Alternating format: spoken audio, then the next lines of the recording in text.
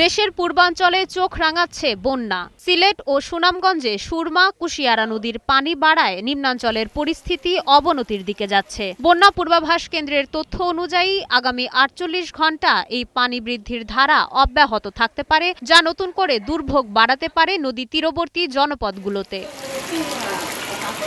একই সময়ে পূর্বাঞ্চলের পরিস্থিতিও উদ্বেগজনক। বিশেষ করে ফেনী, চট্টগ্রাম ও খাগড়াছড়ির নদীগুলোর পানি বিপদসীমার ওপর দিয়ে প্রবাহিত হওয়ার পূর্বাভাস রয়েছে। ভারী বৃষ্টিপাতের কারণে মুহুরী, হালদা ও ফেনী নদীর সংলগ্ন নিম্নাঞ্চল সাময়িকভাবে প্লাবিত হতে পারে। তবে বান্দরবান ও কক্সবাজারের সাঙ্গু মাতামুহুরী নদীর পানি ধীরগতিতে কমায় সেখানে উন্নতির আশা দেখা দিয়েছে।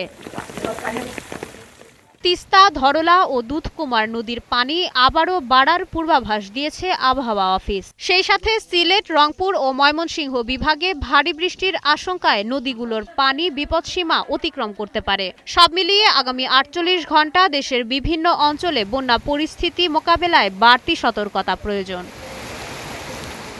মাইশা মালিহা, সময়ের আলো।